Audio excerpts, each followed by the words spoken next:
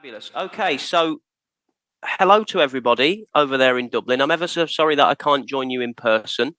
I've had a really strong dose of the flu this last couple of weeks, which caught me at the exact wrong time when it came to making travel plans. And so I made the tough decision to be part of this great event remotely. But it's wonderful to be here. So thanks ever so much for the invitation. I've titled my very short talk, Learnable and Barrier Free, a starting point for rethinking assessment. Now, I'm only going to speak for around 10 or 15 minutes. And so when planning this talk, I knew I couldn't cover all things assessment related. I've just written a book on accessible, inclusive, and equitable assessment for CAST in the US, the originators of the UDL guidelines. And although I cover a lot of ground in that book, two messages consistently arise throughout it.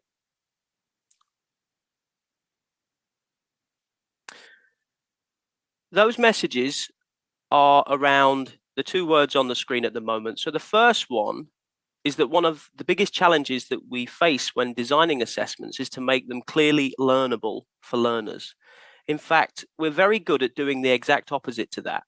We make them unclear, we make them ambiguous, we make them open to interpretation and laden with some huge assumptions about learner knowledge, experience, and know-how when it comes to completing the assessment.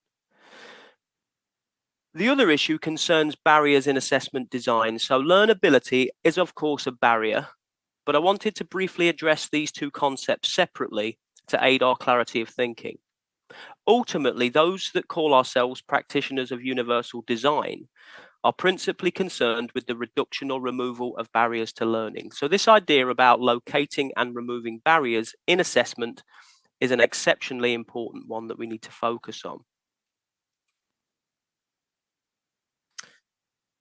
Now, I was once a study skills advisor working at the University of Derby in the UK, and I was based centrally in the library, and students from all programs and all subject areas, be them undergraduate or postgraduate, could book an appointment with me to discuss any study-related issues that they were having.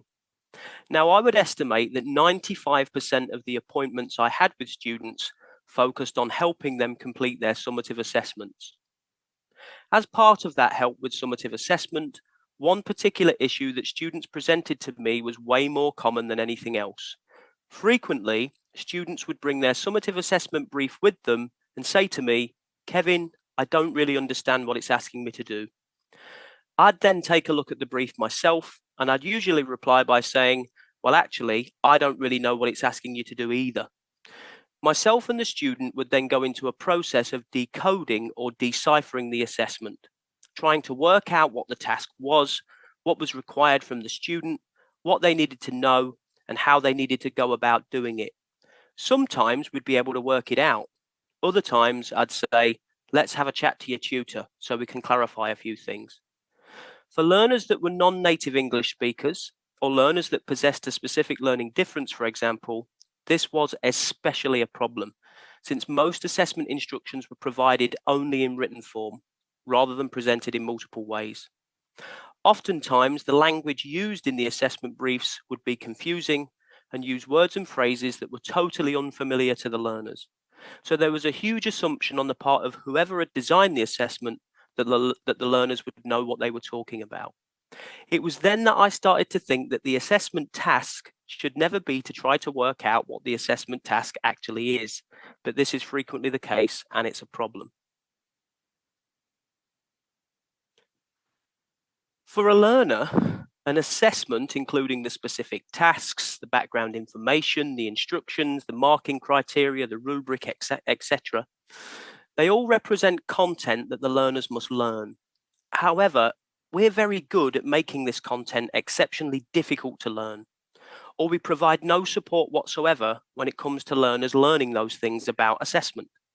We only tend to provide information in one format with no supports, using lots of educational jargon. On the screen at the moment are a list of words that students have brought to me that they've found on their assessment briefs, and they've told me that they don't understand what those words actually mean. And there's been no attempt from the teacher to actually clarify what those words and phrases mean.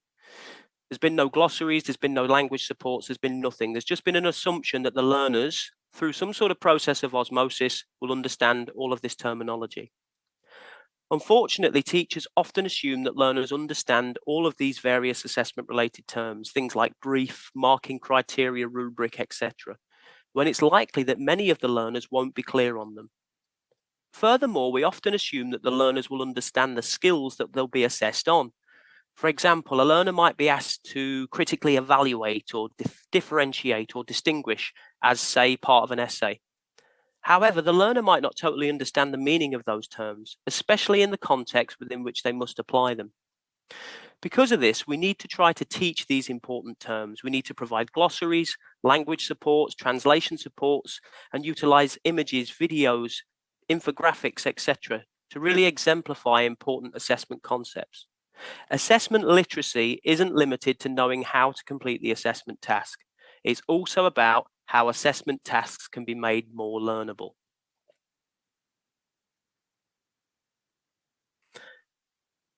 I've got a podcast called Talking, Learning and Teaching, so please do check it out if you've never listened to it. I thought I'd get that plug in there. A while ago, via the podcast, I was introduced to cognitive load theory by John Knight and Elaine Walsh from Buckinghamshire New University and the University of Limerick, respectively. John and Elaine were guests on the show talking about assessment briefs and the central role they play in making assessments learnable. Basically, cognitive load theory states that learners' information processing and knowledge construction capabilities can be impeded by the cognitive load of other learning tasks. For example, unnecessary tasks and distractions can cause the cognitive load to become too high, such that learning and transfer are negatively impacted. So, to put into simple terms, in an assessment context, this means that if we create poor assessment instructions that must be deciphered or decoded by the learners, we're ramping up the extraneous cognitive load, compromising their ability to focus on the task itself. And that's exactly my experiences supporting learners for nearly 20 years in higher education. I just want to finish now by discussing barriers in assessment design. There are obviously lots of different types of assessment barrier. We've already discussed how poor background information and instructions can be barriers as part of the assessment brief.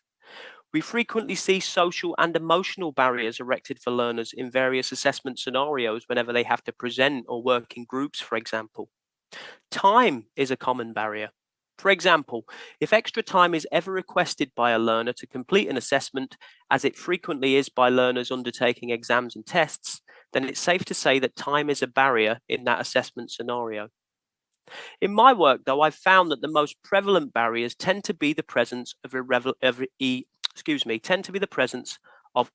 constructs within the design of the assessment. So let's take this example of the biology exam on screen.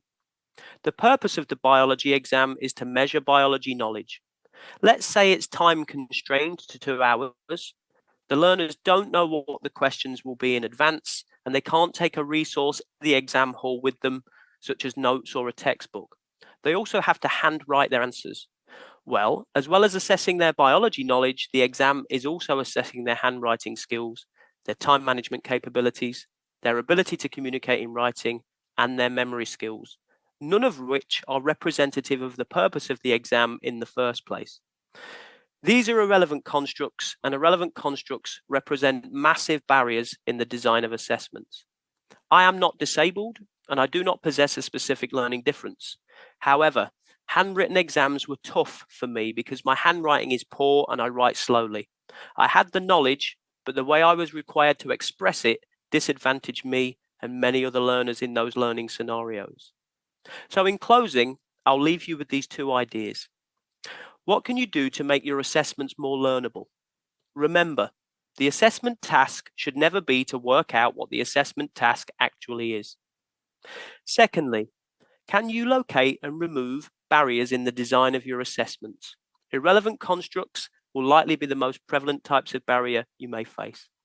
Thank you very much for listening.